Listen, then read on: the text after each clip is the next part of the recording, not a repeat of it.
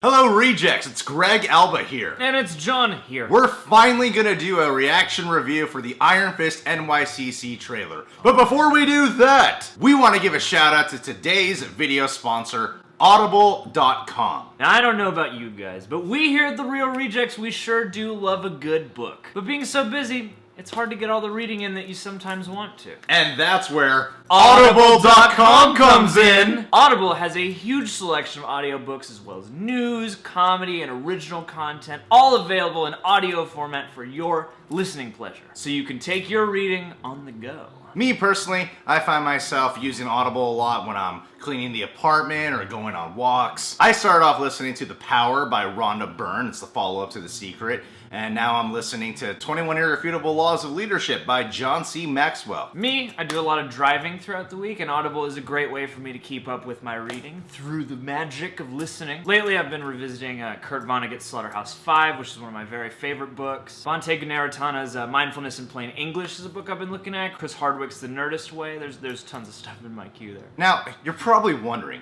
how can I access this amazing service? It's simple, Greg. I know, John. Just click that link in the description box, head over to audible.com/rejects, and sign up for a 30-day trial today. And if you do that, Audible will start you off with a free audiobook of your choosing. Their selection is enormous, so no matter who you are or what you're into, there's something for you on audible.com. Audible.com/rejects.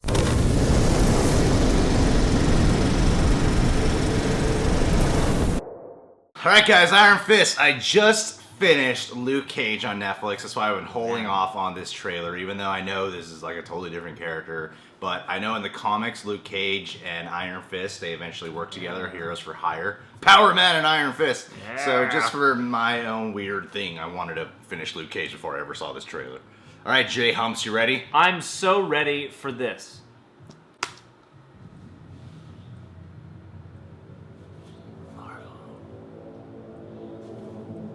There it is. Because of who you are, there will always be forces gathering against you. Disguised as a friend, slipping past you as a stranger. They are everywhere. Guys, she's back. If you choose to continue as you are, know that you risk everything. It's time. A child touched by fire, destined to be our greatest warrior. Whoa. Whoa. Whoa. Nice. That chi flow. You are a living weapon. Drive all other thoughts Ouch. out of your mind except this.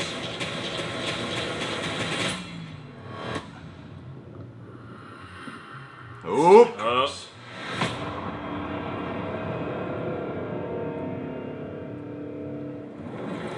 So I totally missed what he said at the last second. Because I was talking. Yeah, I hate My purpose. Purpose.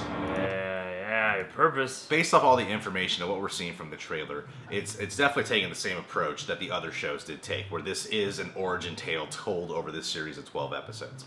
Because, or 13 episodes, I think. It seems like it's going to start off right when he's returning back to New York, and we're probably going to get glimpses of him, of his origin, you know, flashbacks dedicated to Kunlun. I would like for them to do an origin of, and have a specific episode. There was this one episode in Luke Cage that I thought was really well done, where it's, the most of the episode, about 90% of it, is all dedicated to who Luke Cage was before he got to Harlem and how he got his powers. And I like seeing that whole one episode just dedicated to that. It was like the 4th or 5th episode, something like that. And I would like to see that done here as well.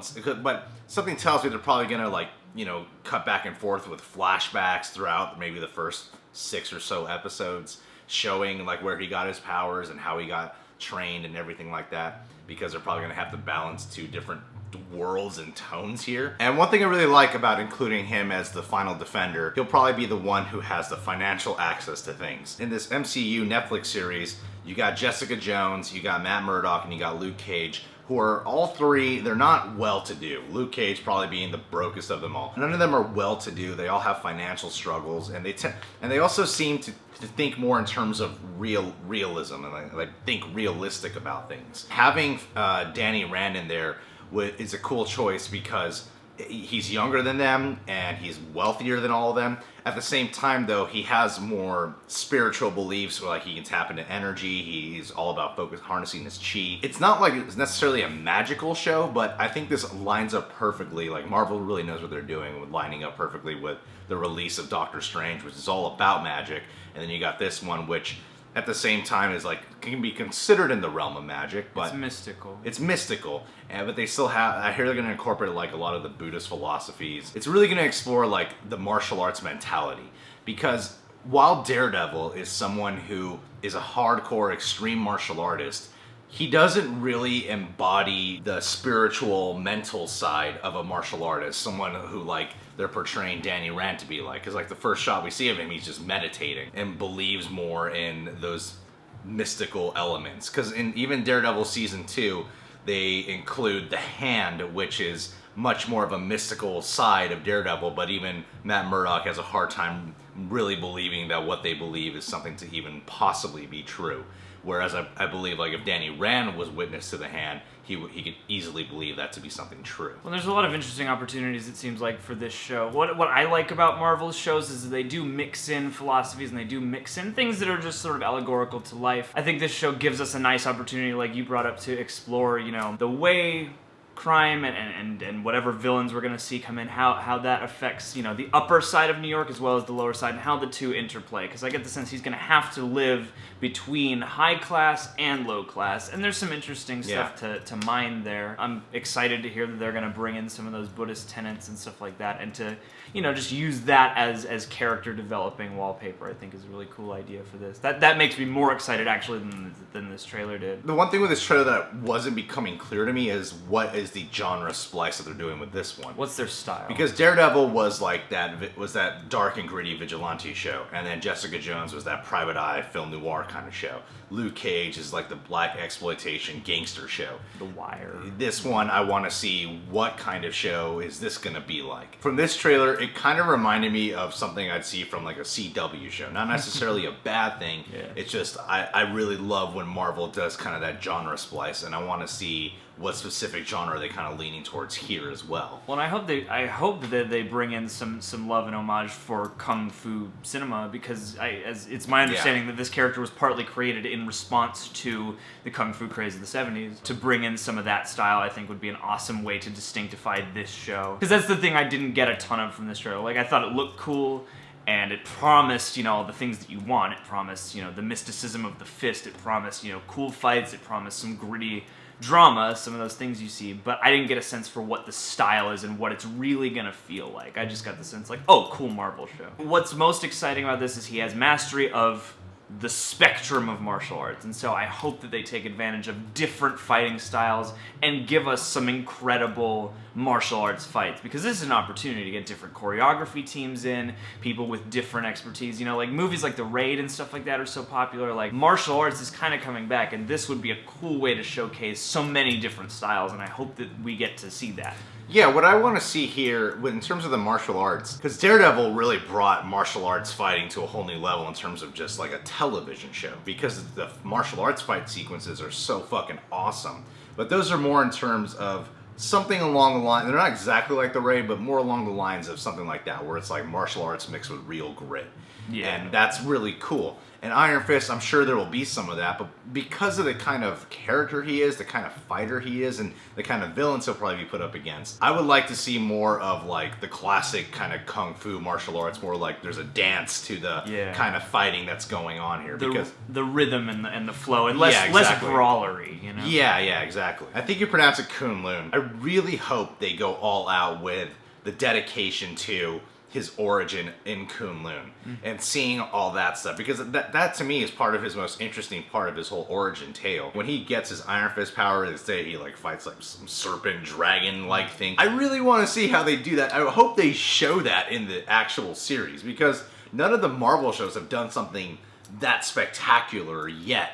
And so I would like them to see, like, commit to some cool creature feature, some monster kind of thing. I know it's challenging because you would need more of a budget, you would need it to look really good visually. However, there are shows that have done some cool creature effects that I think they could pull it off, and I really hope that they provide that for us, because they, you know, you only see like quick glimpses of his past, like, oh, he's in the snow, he's young. Marvel and Netflix seem like they, if anybody has the means to make a high production value show, it's them. His origin story does harken back to these sort of Eastern myths and stuff like that, and to be able to see that translated, if they really take advantage of some of those fantastical, mythical elements, like, that could really set this show apart again, and also, you know, fit, like you said before, in with the sort of new phase where we've got Doctor Strange and we're incorporating more of the mystical and the magical into the MCU. I really hope they get into that, and I hope they embrace Eastern culture in general, because it seems like Marvel is not afraid to embrace, you know, diversity, you know, because Jessica Jones, there's a lot of ruminations and themes of the feminine in that show, and Luke Cage, is, to my understanding, is a very black show. Even though Danny Rand is a white guy, I hope that they, you know, really take advantage of, I know they have a lot of, you know, supporting Asian characters and whatnot, I really hope they take advantage of that stuff, you know, of Eastern culture. I've been one of those people who's been, like, slightly public about how I feel that Asian American actors have not really been getting the work and the credit they deserve in this industry, and getting, you know, like, canned from roles that they should have probably gotten, or roles that could have been capitalized on more, and then especially seeing this new Bruce Lee movie trailers. I know there was a big petition where, like, millions of people signed up, like, they really wanted Iron Fist to be played by an Asian American actor, which would have been cool. And people were very upset when they didn't do it. I'm not upset about it. I'm half Asian. I have a big support for the Asian community on this. I'm not particularly upset about it. It's only because in the comics he's not Asian. But it still would have been cool. It would have been nice. Yeah. But it's less, like, it's less unfortunately upsetting less upsetting than something than, like, the Ancient One, or yeah, exactly, you know, or Scarlett Johansson goes in the shell or something. That to me is a choice where I can still see why Marvel went this route, because it seems to me that it is kind of an important aspect of his character. A white guy who comes from American culture, like from the, you know, from New York City, then he gets his whole life changed when he gets introduced into Eastern culture. Granted, I know Batman kind of explored that with Batman Begins. there are some similarities. Yeah, but still, it seems to be an essence of his character to be that. And plus, you know, we do get other Asian characters there. You know, I think we saw Colleen Wing in there, and she was a girl, the Asian girl with a sword, and I'm excited to see what she provides for the show. My theory with how this show is going to play out, the plot description of his origin tale, because this is obviously going to be the origin to how he becomes not necessarily how he became Iron Fist, like, throughout a whole season, because he returns with the powers of Iron Fist. Yeah. This is going to be about how he became the superhero known as Iron Fist in this story. Just like how Daredevil got known to be the devil in Hell's Kitchen, how Luke Cage got to be known the hero of Harlem. This is going to be how he became to know the Iron Fist of New York City. My prediction is, like, because they have the character Harold Meekum in there, and Harold Meekum's a guy who betrayed his dad, and he's seeking revenge on Harold when he first gets back to New York. My feeling is that Harold Meekum will probably die about 6 or 7 episodes in. In the comics, some ninja comes in and kills Harold, and then there's that whole story there, and I feel like it'll take over halfway there and then be that whole other story, where we'll probably have to include people like Colleen Wing in there more. And there's probably going to be some, like, love relationship with Harold's daughter, Joy. As we see in the trailer, and everyone talked about it when, like, she first appeared in Daredevil, Gao's returning in this. Gao's a really cool character. I love how they utilize her in the Daredevil show, and I hear she's a really big part of the Iron Fist world. I wonder if she's going to be a more predominant villain in this specific series. It would be cool if they took, because she's kind of like a side antagonist in Daredevil season 1 and 2. It would be cool if they, like, made her like a primary villain in this one, because in this, one thing I love about the MCU shows is they give us very definitive villains for all their shows. You know, we got Wilson Fisk in Daredevil, we got Kilgrave in Jessica Jones, and then we had Cottonmouth in Luke Cage. And this one's not really specifically setting it up, because I know that his original goal is to kill Harold, but, you know, he has, like, no legs, and he's just an old guy now. So well, that's that sort of last morality tale that a hero needs to learn, I think, because a lot of like, Batman has that, Spider-Man has that, like, and it's a big thing for Daniel Rand's character to not kill him, because you know, it shows a big side of his heart. That, you learn the pity. Yeah, exactly. I don't need to kill this man. He is a He's an old man with no legs. Yeah, he's suffered enough. I guess what I really want to see too is him really running the company.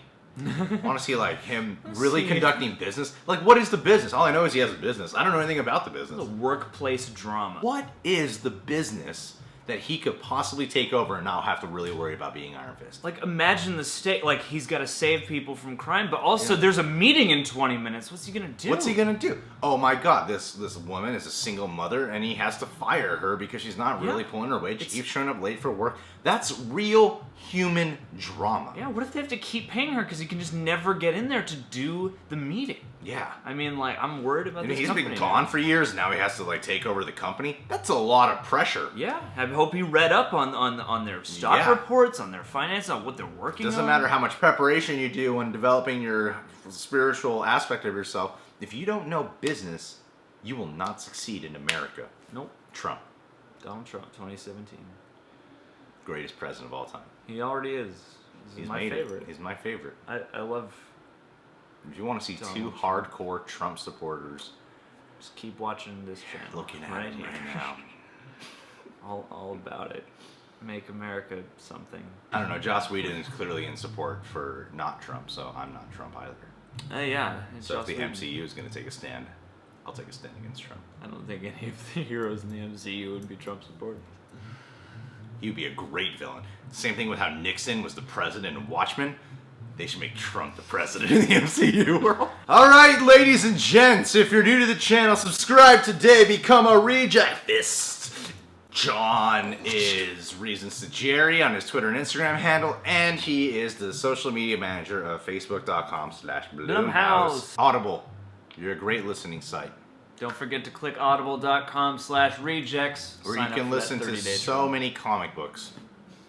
That would be great, right? Yeah. Just remove all the joy. There's not even plot description or there's no character movement described in the Audible. It's just the dialogue, so it's kind of confusing. I think that would actually be really funny. Just a guy who's like reads the dialogue and then goes, oh, and in this picture he's like swinging and the box says whoosh.